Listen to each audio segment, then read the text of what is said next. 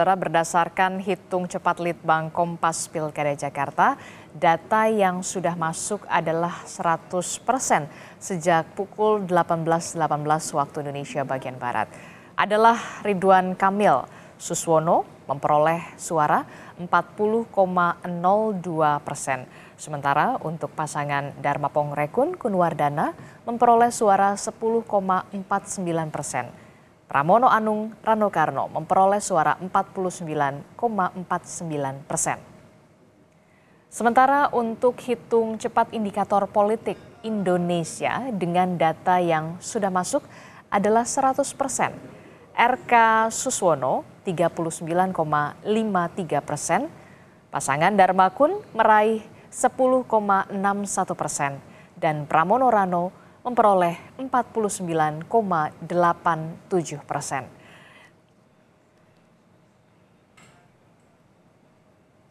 Dan untuk membahas hasil hitung cepat Pilkada Jakarta, kita sudah bersama dengan dua narasumber saya di studio.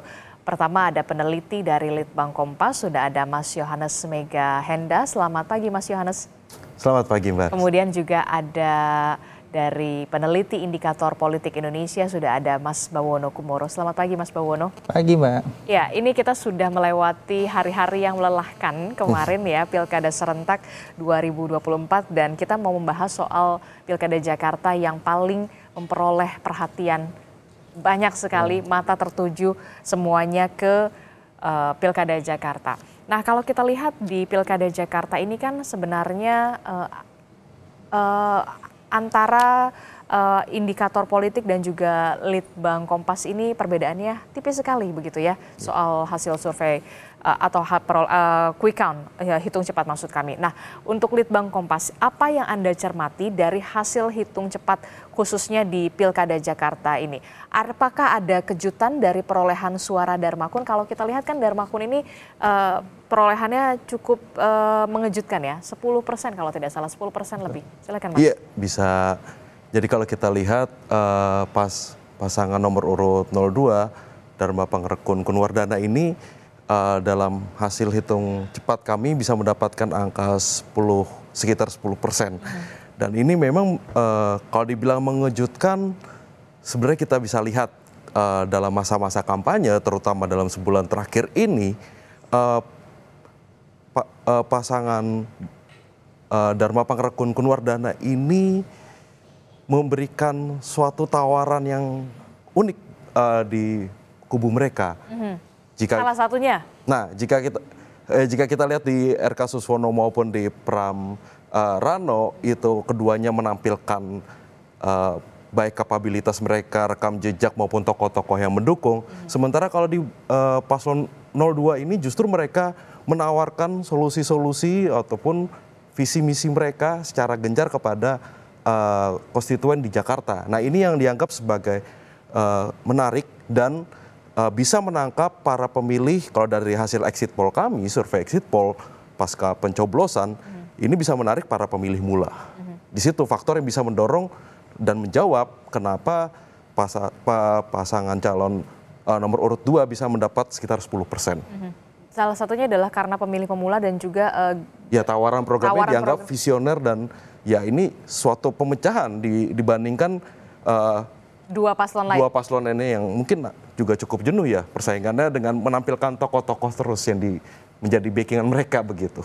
Jadi pilihan nomor 2 ini, paslon nomor 2 ini merupakan mungkin bagi sebagian orang pemilih warga Jakarta, khususnya pemilih pemula ini, menjadi alternatif di antara dua paslon ini, 1 dan juga 3 begitu ya. Ketika memang 1 dan juga 3 ini menawarkan adanya endorsement politik dan siapa di balik kedua paslon tersebut begitu ya. Iya, begitu. Oke, kalau dari indikator politik sendiri, apa yang bisa Anda jelaskan dari hasil hitung cepat versi indikator politik ini? Kalau kita lihat kan paslon nomor 3, Pramono Rano ini dalam tanda kutip ya, unggul sementara dari lembaga survei indikator politik. Iya, jadi kalau kita lihat di berbagai daerah Mbak ya, ini kan seperti koalisi Kim Plus dan PDIP versus PDIP di berbagai daerah ya. Ada di Jawa Tengah misalnya, di Sumatera Utara, di Lampung ya, koalisi yang pasangan calonnya itu katakanlah cuma 2 head to head dan 1 diusung oleh Kim Plus, hampir seluruh partai, 1 lagi PDI Perjuangan. Nah di Jakarta kurang lebih juga begitu. Pasangan Ridho diusung oleh Kim Plus, partai-partai pendukung Pak Prabowo Mas Gibran di Pilpres kemarin, sementara Pramono Rano ini diusung oleh PDI Perjuangan. Di daerah-daerah lain pasangan calon diusung oleh Kim Plus ini menuai kemenangan kalau menurut hasil quick count kami ya. Seperti misalnya Jawa Tengah, di Lampung, Sumatera Utara. Tapi ternyata tidak terjadi di Jakarta. Okay. Itu artinya apa? Agak unik meskipun ada Pak Jokowi yang sudah secara terbuka memberikan dukungan kepada Ridwan Kamil, ada endorsement tertulis juga dari Pak Prabowo Subianto. Tapi ternyata tidak berdampak pada lonjakan elektoral gitu ya.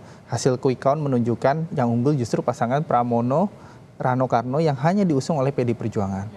Dari situ kita bisa melihat bahwa sebenarnya di Jakarta ini warganya memang tidak terlalu mudah untuk dibuai oleh endorsement tokoh dan tidak terlalu terpengaruh dengan dukungan partai yang sangat besar gitu dari sebuah pasangan calon tertentu gitu. Jadi memang warga Jakarta yang harus kita akui dibandingkan daerah-daerah lain memiliki tingkat keterpaparan informasi yang jauh lebih tinggi, memiliki daya kritisme yang jauh lebih tinggi, dan juga lebih well educated. Nah itu semua yang membuat kemudian daya kritis dalam memilih sebelum memilih itu muncul. Nah itu kan tidak terjadi di daerah lain, misalnya di Jawa Tengah. Pak Jokowi turun bersama pasangan calon Ahmad Lutfi, Taci Yassin, di Banyumas, di Solo Raya, di Klaten, dan itu berdampak pada hasil akhir. Menurut hasil quick count menang untuk kali pertama Jawa Tengah, kandang banteng dapat ditaklukkan. Tapi itu tidak terjadi di Jakarta. Ada karakteristik yang berbeda setiap wilayah. Salah satunya adalah wilayah Jakarta yang kita tahu, kemudian tadi Anda sebutkan sudah warganya sudah lebih banyak yang melek informasi, begitu mana yang hoax, mana yang fakta, sudah bisa memilah filter soal informasi, keterbukaan informasi di media sosial, termasuk juga dari segi pendidikan dan juga kritis. Kita sudah tahu warga Jakarta adalah kaum yang realistis dan juga rasional. Apakah ini menjadi daya tarik tersendiri bagi paslon 3 yang kemudian unggul dalam tanda kutip, unggul sementara versi hitung cepat indikator ataupun Litbang Kompas? Silakan Mas Yones. Ya, kalau kita melihat sorotan apakah pemilih Jakarta ini rasional begitu kritis, yaitu memang inilah yang menjadi daya tarik Jakarta sekaligus yang suka sekali disebut-sebut sebagai barometer politik nasional. Dan memang pada pilkada kali ini rasionalitas ataupun kritisnya pemilih Jakarta ini ya jelas terlihat bagaimana sebenarnya kalau kita lihat secara track record ya dari survei ke survei di bulan Juni kemarin nama Pramono Anung ini kan belum begitu dikenal oleh publik maupun begitu juga dengan kemunculan ia bisa mencalonkan diri di pilkada Jakarta. RK memang sudah memiliki modalitas itu. Nah kemudian ketika waktu pendaftaran muncullah 3 paslon ini yang disodorkan. Disitulah memang ujian untuk keduanya ya, baik pemilih Jakarta menguji sisi kritisnya. Lalu dari ketiga paslon ini memang benar-benar ketika kampanye itu benar-benar harus menjaga bagaimana mereka bisa meyakinkan sekaligus ya kita lihat ucapan-ucapan yang sifatnya kontroversi, lalu program-program yang tampaknya tidak masuk akal begitu, ini begitu mendapatkan challenge begitu ya. Kita bisa lihat ini dalam pemberitaan maupun di media sosial.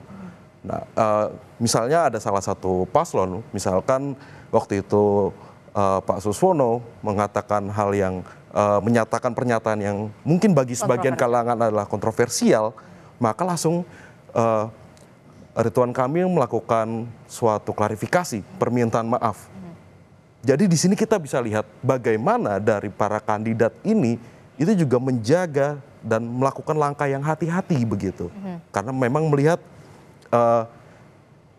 karakteristik pemilih di Jakarta ini memang benar-benar cukup rasional. Oke, karena memang karakteristik Jakarta, pemilih Jakarta ini rasional dan juga realistis, saya ingin tahu sebenarnya kalau untuk paslon 1 ini mayoritas siapa yang memilih dari paslon 1, 2 dan juga 3, Mas Yohanes? Kalau untuk datanya. Kalau dari hasil dari hasil quick count kami ya, misalnya dari segi wilayah dulu ya, dari segi wilayah, sebaran dukungan suara gitu ya, ternyata cukup mengejutkan. Jadi di semua wilayah kota administratif di Jakarta itu dimenangkan oleh pasangan Pramono Rano Karno. Gitu. Hampir di seluruh wilayah. Di seluruh wilayah. Jadi baik di Jakarta Timur, kemudian di Jakarta Selatan, Jakarta Pusat, kemudian Jakarta Barat, Jakarta Utara, dan Kepulauan Seribu itu dimenangkan oleh pasangan Pramono Rano Karno. Tidak ada satupun wilayah yang dimenangkan oleh pasangan calon lain, baik nomor 1 maupun nomor 2. Dari situ kita bisa melihat bahwa sebenarnya mesin-mesin politik, terutama Partai Keadilan Sejahtera ya, kan secara basis politik Jakarta Timur misalnya dan Jakarta Selatan. Itu basis utama Partai Keadilan Sejahtera di mana selalu memperoleh kursi DPR RI. Tapi ternyata tidak bekerja maksimal di pilkada kali ini, di pilgub kali ini.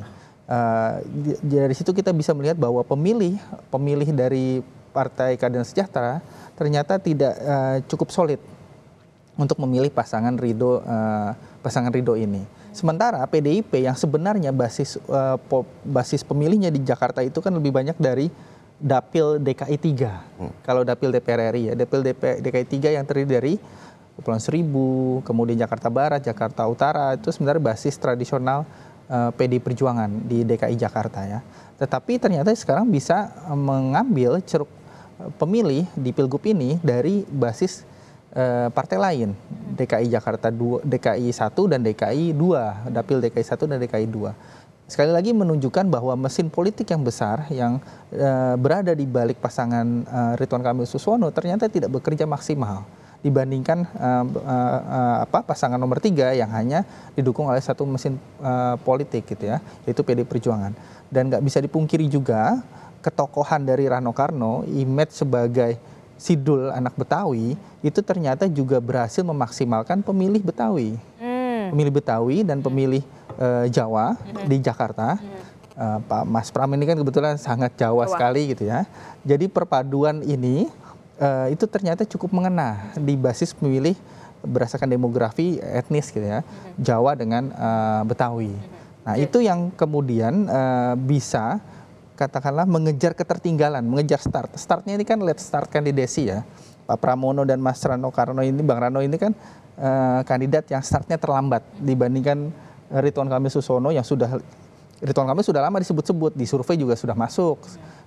Ketika masih ada nama Anies Baswedan, masih ada nama Basuki Cahayapurnama. Lain halnya ketika Pram Rano ini berada di ujung akhir dengan segala dramanya pada saat itu. Kita pernah melihat nama Anies Baswedan bahkan sudah sampai ke DPP gitu ya. Tapi kemudian dengan modifikasi antara tokoh seorang Pramono Anung begitu dari Jawa, kemudian seorang Rano Karno yang kita tahu siapa sih yang nggak pernah nonton Sidul Anak Sekolahan, itulah yang kemudian menjadi bisa dikatakan keunggulan, dikatakan seperti itu. Nilai komparatif, keunggulan komparatif dari pasangan calon yang lain gitu ya.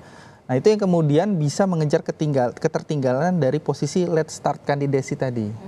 Nah, meskipun startnya terlambat, tetapi ternyata dalam waktu yang hanya 2,5 bulan kurang lebih ya, 2,5 bulan masa kampanye, dari posisi yang nol, yang startnya 0 Agustus itu, kemudian bisa sekarang berada di angka hampir 50%. Jadi ini sekali lagi menunjukkan bahwa di Jakarta ini pasangan calon memang tidak bisa tanda kutip main-main ya. Artinya tidak mengandalkan endorsement dari tokoh, bahkan seorang tokoh besar seperti Pak Jokowi gitu atau Pak Prabowo, dan mesin politik besar itu juga nggak menjamin. Ternyata lebih ada cara lain yang bisa lebih mengena, pendekatan-pendekatan misalnya secara personal, kemudian citra sebagai tokoh Betawi tadi yang dimiliki oleh Rano Karno yang tidak mampu disaingi oleh siapapun yang bertarung di kontestasi Pilgub kali ini. Jadi untuk Jakarta battleground-nya memang agak sedikit istimewa begitu ya, agak sedikit lain begitu ya. Nah kalau dari Litbang Kompas sendiri bagaimana soal sebaran wilayah pemilih untuk Rano Karno, kemudian Darmakun dan juga Darmakun dan juga Pramono Rano. Kita akan lihat dulu grafisnya, kita akan tampilkan kepada Anda. Silahkan. Oke, ini dia.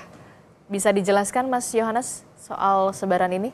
Ya, kalau kita lihat di sini nuansa battleground itu justru terasa kalau kita lihat secara persebarannya ya. Ini kalau soal faktor usia ya Mas ya? Ini usia? Oke, ini secara usia kita lihat bahwa untuk pasangan Pram Rano ini bisa menguasai ceruk pemilih mula. Lalu kemudian di bagian baby boomers, Gen X, Gen Y, ada Gen Y muda, ada Gen Z, begitu ya. Kalau kita lihat sebarannya RK Suswono ini Mas, RK Suswono di baby boomers ini 27,2%. Sementara untuk pasangan Pramono Anung dan juga Rano Karno ini 41,6% Mas, baby boomers pemilihnya. Jadi kalau kita lihat justru memang ketika dilihat berdasarkan generasi usia, ini kemenangan keunggulan begitu untuk Pram Rano ini memang disumbangkan oleh generasi usia yang terbilang matang ya di baby boomers, Gen X dan milenial. Meskipun milenial memang ada di situ keunggulannya memang cukup banyak oleh RK Suswono, dan di Gen Z itu pertarungan yang memang cukup sengit ya? Sangat sengit bahkan. Karena bahkan kalau kita lihat di Gen Z usia pemilih yang kurang dari 28 tahun, pasangan RK Suswono dan juga pasangan Pramono Anung Rano Karno ini mendapatkan perolehan yang sama, 36,5%. Iya. Nah ini bisa dijelaskan Mas. Jadi kalau kita lihat bagaimana Gen Z ini, mereka ini orientasi untuk memilihnya ini selalu mendengarkan pertama rekomendasinya itu kepada keluarga ya. Jadi mengikuti pilihan seturut keluarga. Lalu yang kedua itu lingkup pertemanan. Lingkup pertemanan. Nah, lingkup pertemanan ini memang menjadi fenomena yang cukup unik. Karena sementara kalau kita lihat misalkan di Pilpres, ini setelah keluarga itu adalah rekomendasi orang-orang yang dianggap dituakan begitu, seperti misalkan tokoh setempat ataupun tokoh-tokoh agama. Namun untuk karakteristik di pemilih mula Gen Z terutama, ini lingkup pertemanan ini memang cukup banyak campaign-campaign di media sosial yang bisa membentuk persepsi mereka. Dan kita jelas lihat selama masa kampanye ini untuk tim dari RK Suswono maupun Pram Rano ini memang menjadikan media sosial itu battleground mereka untuk membangun persepsi terhadap masing-masing kandidat yang diusung, dan juga begitu juga dengan bumbu-bumbu drama, dalam arti di situ juga ada sebenarnya ya kampanye negatifnya, lalu juga kontroversi-kontroversi yang dibawa begitu. Nah dari sini kan kita bisa lihat bahwa sebenarnya pemilih yang tua tadi, kita kembali lagi ya, yang sudah mungkin tinggal belasan hingga mungkin sampai 30 tahun begitu di Jakarta, melihat perkembangan Jakarta yang dari zaman mungkin sebelum Sutioso begitu sampai saat ini Jakarta yang signifikan. Ini memang membutuhkan suatu keberlanjutan pembangunan, jelas. Dan yang kedua adalah terutama nuansa yang lebih adem begitu kira-kira. Kalau tadi Anda sudah sebutkan soal keberlanjutan pembangunan begitu ya. Kalau misalkan keberlanjutan pembangunan kan berarti erat kaitannya soal bagaimana kebijakan pemerintah pusat dengan daerah, dalam hal ini adalah Pemprov Jakarta yang memang harus mengikuti begitu ya apapun kebijakan dari pemerintah pusat. Kita akan lihat selanjutnya kalau pemilih berdasarkan partai politik pilihannya. Partai politik pilihannya ini dari Litbang Kompas lagi, kita akan lihat, nah ini dia, ternyata untuk PDI Perjuangan sudah jelas akan memilih Pramono Anung dan juga Rano Karno, kemudian, nah ini dia yang memilih PKB. PKB ini paling agak unik ya, PKB yang kita tahu berada dalam Kim+. Dalam Kim+, sekali lagi kita mengatakan dalam Kim+, PKB dalam Kim+, tapi justru pemilihnya banyak yang memilih dari pasangan Pramono Anung dan juga Rano Karno, 43,3%. Sementara PKB yang memilih pasangan Ridwan Kamil dan Suswono ini hanya 22,4%, Mas. Silakan penjelasannya. Nah, kalau kita katakan kalau kita tidak bisa melihat ini sebagai satu partai saja sebenarnya ya, kita bisa lihat ini sebagai satu kesatuan koalisi Kim+. Ya sebenarnya juga suaranya masing-masing terbagi begitu. Kita lihat PKS juga menunjukkan fenomena yang kurang lebih sama begitu kan. Dan PDI pun juga tidak bisa, ya 60% itu besar untuk melimpahkan dukungan kepada Pram Rano yang diusung oleh partainya. Namun masih ada 20% yang ke RK Suswono. Artinya apa? Di sini para pemilih partai di Pileg kemarin Februari 2024 ini akhirnya kembali lagi ketika dihadapkan pada pilihan di pilkada ini. Ini para pemilih partai juga tadi ya kembali menguji kritisnya, sisi kritisnya, lalu juga melihat lagi program-program, lalu figurnya, lalu orang-orang yang berada di belakang masing-masing paslon. Dan ini memang bukan satu jaminan pasti bahwa suatu pemilih partai politik begitu akan terus loyal terhadap partainya yang mengusung tokoh atau kandidat tertentu. Ada migrasi pemilih di situ, walaupun memang PKB kita sudah tahu jelas berada di Kim+, dan Kim+ ini memang mendukung RK Suswono, tapi ada migrasi pemilih di sana begitu. Nah, kalau dari indikator politik sendiri membacanya seperti apa soal ini?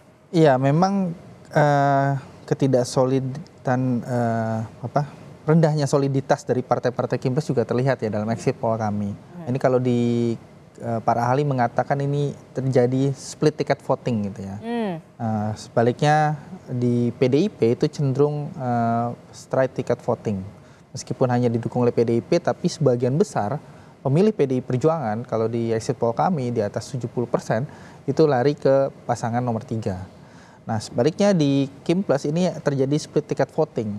Jadi di tingkat elit memutuskan untuk mendukung pasangan Ridho, tapi di tingkat pemilih konstituen ternyata terpecah-pecah, tidak solid. Gitu. Jadi tidak satu komando, tidak selaras gitu ya. Itu kemudian dikenal sebagai split ticket voting tadi. Gitu. Nah ini sekali membuktikan bahwa tadi yang seperti disampaikan di awal ada hipotesa bahwa mesin politik ini memang tidak bekerja. Kan sebelum ini kita sudah dengar tuh berbagai kabar. Ada partai yang enggan bergerak di Kim+ gitu ya untuk memenangkan pasangan Ridho. Belum maksimal gitu ya. Kalau kita lihat dari exit poll yang paling maksimal untuk mendukung pasangan Ridho di mana di antara partai Keadilan Sejahtera ya. Itu pun juga masih tidak sesolid ketika mereka menghadapi pileg pilihan legislatif di Februari kemarin. Jadi sekali lagi pilkada memang harus diakui lebih figur sentris. Lebih ke figurnya. Figur sentris ketimbang mesin partai. Dan dalam konteks Pilgub Jakarta hari ini, tahun 2024 ini, harus juga kita akui figur dari Rano Karno sebagai cawagup gitu ya, itu lebih bisa menolong cagupnya. Gitu.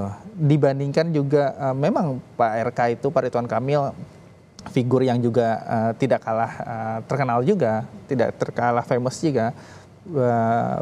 banyak berselancar di media sosial, dikenal oleh meskipun hanya menjadi gubernur Jawa Barat tapi dikenal di daerah-daerah di luar Jawa Barat gitu. Tapi ketokohan ketika bertarung di Jakarta, ternyata ketokohan dari Sidul ini yang mampu menolong Mas Pramono untuk bisa unggul di Pilgub Jakarta 2024 ini. Itu kita temukan juga sebenarnya di survei yang kita rilis minggu lalu. Bahwa dari segi popularitas gitu ya, ternyata popularitas Rano Karno itu jauh lebih tinggi ketimbang popularitas Pramono Anung. Nah, hal yang tidak kita temukan itu di pasangan Ridho, di mana walaupun kita tahu juga Ridwan Kamil memang sosok yang bisa dikatakan famous di media sosial. Kita lihat followersnya nggak main-main gitu. Tapi kenapa kemudian tidak bisa diimbangi mungkin antara pasangannya atau bagaimana?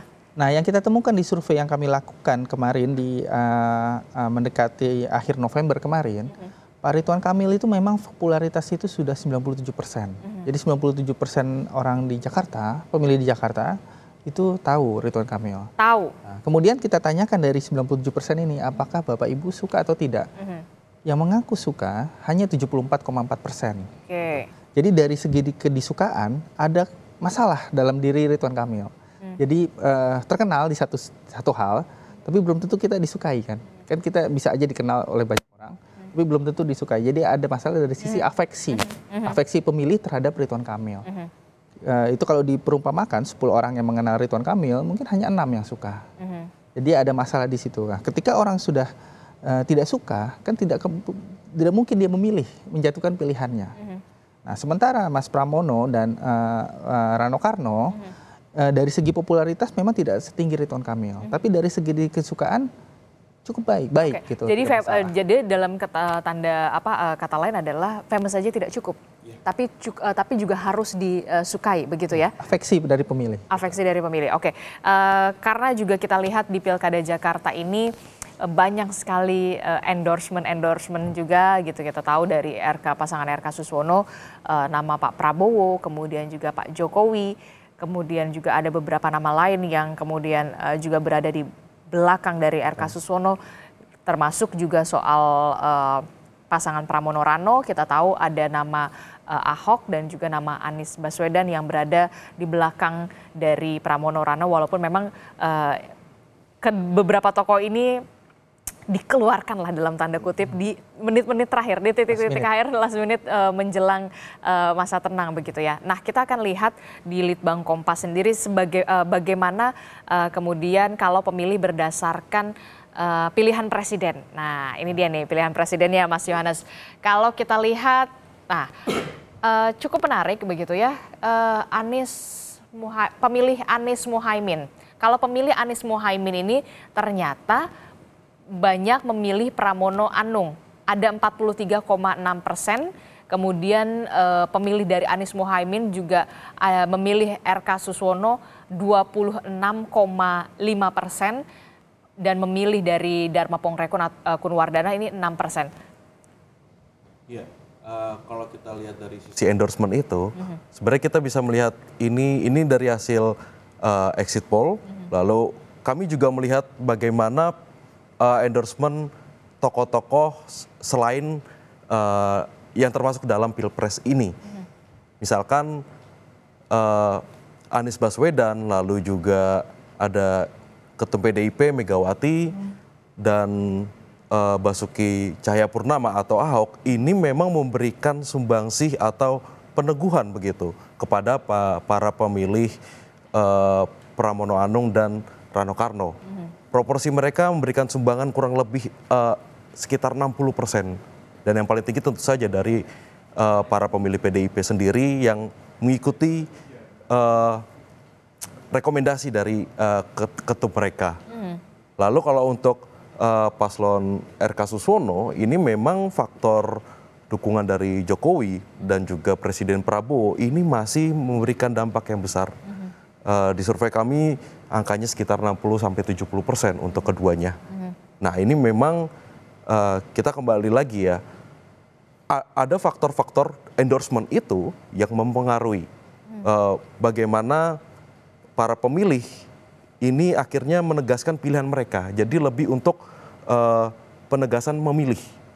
Tapi bagaimana ini untuk menjadi bagian dari swing voters begitu, untuk mengalihkan dukungan, itu memang kurang bisa terbaca di sini. Jadi adanya endorsement itu memang lebih untuk menegaskan pilihan mereka.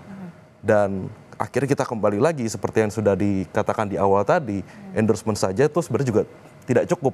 Ini hanya menjadi penegasan di menit-menit akhir begitu. Sekaligus ini kan juga menjadi konfirmasi terhadap 43% suara yang masih mengambang ketika dilakukan survei di sekitar 20-an% suara mengambang yang berdasarkan survei kami terakhir untuk Pilkada Jakarta. Jadi, ini para pemilih bimbang ini akhirnya bisa menegaskan pilihan mereka, juga tidak terlepas dari tokoh-tokoh endorsement ini. Kalau kita lihat kan nama Anies Baswedan ini memang preferensinya lebih ke pasangan Pramono Rano, walaupun ternyata kita lihat di Pramono Rano ini juga ada nama Ahok. Kita tahu Anies dan Ahok ini merupakan rival yang akhirnya bersatu, berkonsolidasi. Berarti ini bisa dikatakan pemilih antara Anies dan juga Ahok pada saat itu di Jakarta kemudian bersatu solid atau bagaimana? Atau kemudian ada migrasi selanjutnya? Nah iya. Pada saat pilkada kemarin.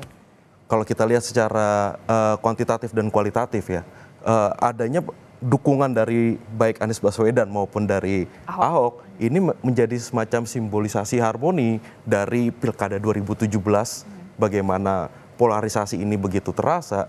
Ini akhirnya bisa termanifestasikan dalam sosok paslon 03. Namun ada beberapa persen dari para pemilih Pram Rano yang akhirnya yang melabuhkan dukungan yang menjadi sebelumnya itu memilih Anies dan sebelumnya memilih Ahok, justru memunculkan antipati, dan ini yang akhirnya tersebar migrasinya ke arah 01, 02, bahkan ke tidak memilih. Oke, jadi ada faktor itu juga ya? Ada, tapi hanya kecil saja. Kecil saja. Nah, lalu bagaimana dengan PKS? Kesulitan suara PKS. Kalau kita lihat gitu kan, PKS ini berada dalam mendukung pasangan RK Suswono. Tapi kita lihat RK Suswono juga didukung oleh Pak Jokowi begitu. Kita tahu PKS dan Jokowi sendiri, PKS adalah antitesa dari Jokowi. Kalau misalkan kemarin kita aroma pilpresnya ya begitu ya. Nah ini bagaimana? Suara PKS benar-benar solid tidak dari hasil kemarin pilkada serentak kemarin hitung cepat ini, tetap mendukung RK Suswono ataukah kemudian ada migrasi ke beberapa paslon 02 atau 03? Ya kalau kita tadi sudah lihat seperti yang sudah ditampilkan, itu migrasi ini jelas terlihat. Dan memang dalam survei kami di bulan Oktober, di akhir Oktober kemarin, itu pemilih PKS ini yang tadi sudah disebut sebagai yang ini Jakarta ini basisnya PKS, memiliki pengaruh yang cukup signifikan dalam hasil perolehan suara untuk Pilkada Jakarta kemarin. Dan memang di sini kita lihat sebarannya itu walaupun ada sosok Anies di Pramono Anung yang melakukan memberikan dukungan, ini memang tidak serta-merta memborong semua pemilih PKS untuk memilih paslon 03. Masih ada sisi pemilih loyal yang tetap setia pada koalisi partai. Begitu. Meskipun memang dalam hasil exit poll kami terpetakan bahwa cukup besar yang tanda kutip ya berhasil dibawa oleh pengaruh dari dukungan Anies tersebut. Namun kita lihat juga ada 23,9% yang menjatuhkan pilihannya ke Dharma Pangrekun dan Kunwardana. Oke, kalau dari indikator sendiri seperti apa membacanya soal pilihan presiden begitu ya, Anies Muhaimin, Ganjar Mahfud, apakah ada yang bisa dijelaskan di sini? Iya, memang kalau kita lihat dari hasil exit poll yang kami lakukan kemarin, terhadap para responden yang baru keluar dari bilik suara, memang terlihat sumbangan suara terbesar bagi pasangan Ridho itu berasal dari pemilih Prabowo Gibran. di Pilpres kemarin. Oke, jadi Gitu ya. pemilih Prabowo Gibran itu Dominan lari ke dominannya- pasangan Ridwan Kamil Susono. Dan Oke. ya, pemilih dari Mahfud Ganjar itu dominan lari ke pasangan Pramono Rano Karno. Tapi yang juga menarik, ternyata pemilih 01 Anies Baswedan Muhaimin itu lebih dominan kepada Pramono Rano. Nah, itu kenapa tuh? Karena ada Kita bisa ini ya, bisa banyak penjelasan. Mungkin salah satunya keberadaan Mas Anies di titik akhir ya, intens bertemu dengan Pramono dan Rano. Tapi itu kan di akhir ya. Mungkin itu bukan menjadi Ada sebab utama. tapi ada sedikit pengaruhnya. Betul. Kalau kita tarik ke belakang lagi, kita mungkin temukan jawabannya. Pemilih Anies Muhaimin ini kan tidak semuanya pemilih PKS, gitu ya. Ada pemilih yang di luar PKS, itu yang kelompok-kelompok di luar PKS, kelompok-kelompok Islam, kelompok-kelompok partai-partai Islam di luar PKS yang memilih Anies Muhaimin pada 14 Februari kemarin. Nah, kita tahu mereka-mereka ini pemilih-pemilih Anies Muhaimin di luar PKS sempat gundah gulana, kesal kemana gitu ya? ya. Ketika PKS ternyata tidak menjatuhkan pilihannya di Pilgub Jakarta kepada Anies Baswedan. Meninggalkan Anies di titik akhir, sebelumnya sudah dikampanyekan Anies Sohibul Iman, kemudian ya mungkin kalau bahasa anak-anak di PHP, ditinggalkan, tinggal di ghosting, kemudian menjadi memilih Ridwan Kamil dengan menempatkan dari mereka Pak Susono. Nah, ada rasa kesal itu mungkin, ada rasa kecewa itu yang kemudian hari Rabu kemarin ditumpahkan dengan memilih pasangan Pramono Rano. Atau mungkin ke Darmakun. Ada juga yang ke Darmakun, memang ada juga pemilih Anies kalau di data exit poll kita sekitar 25% ke Darmakun. Jauh lebih tinggi ketimbang yang lari ke pasangan RK Susono hanya 22%. Yang paling tinggi lari ke pasangan Pramono Rano 43%. Itu artinya kan ada luapan ungkapan kekecewaan dari pemilih-pemilih Anies di Pilpres kemarin di luar basis pemilih PKS. Kenapa Anies tidak dicalonkan oleh PKS gitu ya? Justru mencalonkannya Ridwan Kamil Susono gitu ya. Nah, kekecewaan itu kemudian baru ditumpahkan pada hari Rabu kemarin. Nah, oke, itu menarik sekali ya. Kalau misalkan berarti ada side effect-nya juga begitu ya, yang memang harus suka atau tidak suka ya. Inilah faktanya begitu ya. Kita akan tampilkan lagi kepada Anda soal tokoh pemengaruh pilihan. Nah, ini dia nih. Kalau kita lihat siapa-siapa saja yang punya pengaruh besar dalam untuk memilih calonnya. Ini ada Anies Baswedan. Ternyata Anies Baswedan banyak di Pramono Anung, Rano Karno, kemudian ada Basuki Cahayapurnama. Pemilih Basuki Cahayapurnama juga cenderung untuk memilih Pramono Anung. Untuk Jokowi dari Litbang Kompas, Jokowi pemilih yang berpengaruh sekali ini adalah ke RK Susono, tapi juga kita lihat di Pramono Anung dan juga Rano Karno ada 29,8% juga. Kemudian dari Megawati Soekarno Putri itu pasti ke Pramono Anung dan juga Rano Karno. Presiden Prabowo kita lihat ini Ridwan Kamil dan Susono, tapi juga ada Pramono Anung dan juga Rano Karno 23,0%. Penjelasan Anda, apa yang bisa Anda baca dari sini? Iya, ini seperti yang sudah saya katakan sebelumnya ya. Jadi memang ini akan lebih terpetakan dengan jelas dengan melihat ini dibandingkan dengan hasil dengan tadi ya, limpahan dukungan dari hasil Pilpres begitu. Karena memang kita lihat di sini bagaimana misalkan kubu para pemilih Anies Baswedan maupun juga pemilih Ahok, lalu Jokowi dengan Presiden Prabowo ini melihatkan sisi-sisi yang berbeda begitu. Para pemilih untuk RK dan Rano ini memang mendapatkan sumbangan besar ya dari Anies, dari Ahok maupun dari terutama sosok ketum PDIP Megawati Soekarno Putri yang sampai 80% angkanya. Dan ini di Jokowi dan Prabowo ini sekitar 50% bisa memberikan pengaruh kepada RK Susono.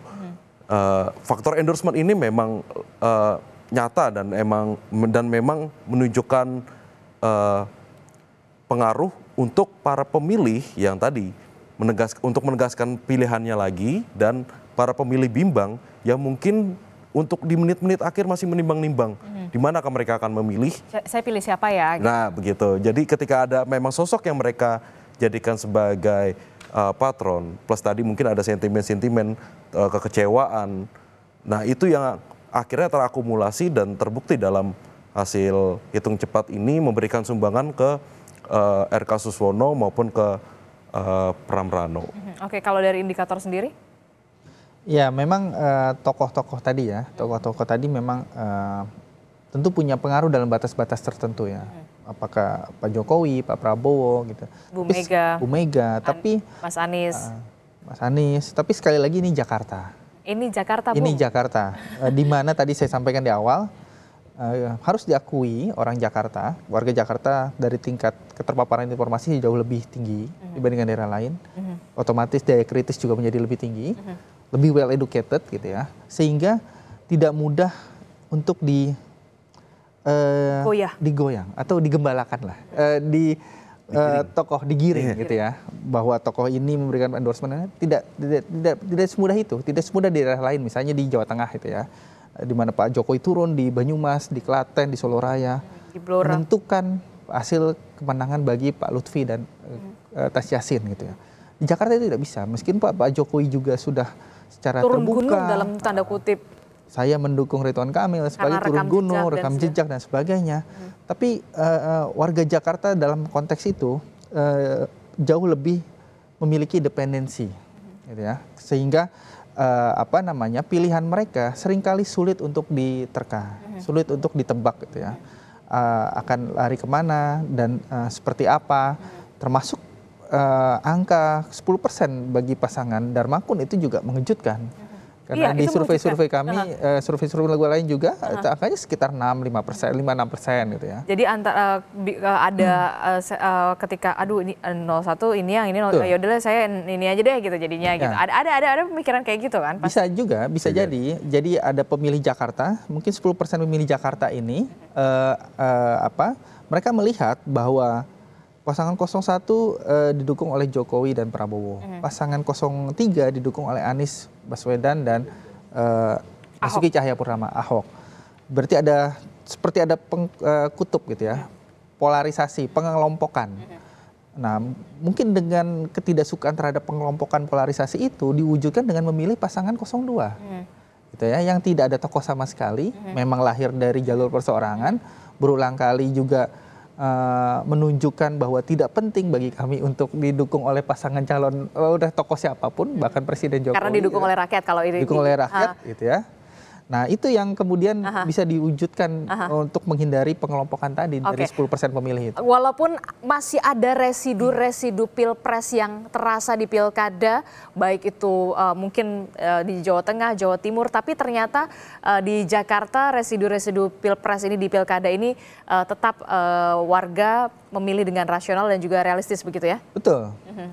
Walaupun memang endorsement politik dari masing-masing paslon di belakangnya ada siapa dan siapa itu punya pengaruh tapi yang tidak terlalu signifikan begitu ya, bisa dikatakan seperti itu. Dan kita tetap harus menunggu keputusan akhir dari KPU soal bagaimana penghitungan secara manual dan juga berjenjang pastinya ya, tetap pengumuman tetap harus kita akan tunggu dari resmi dari KPU Provinsi tentu saja. Terima kasih Mas Yohanes, Mas Buwono, terima kasih telah bergabung bersama kami dari Litbang Kompas dan juga Indikator.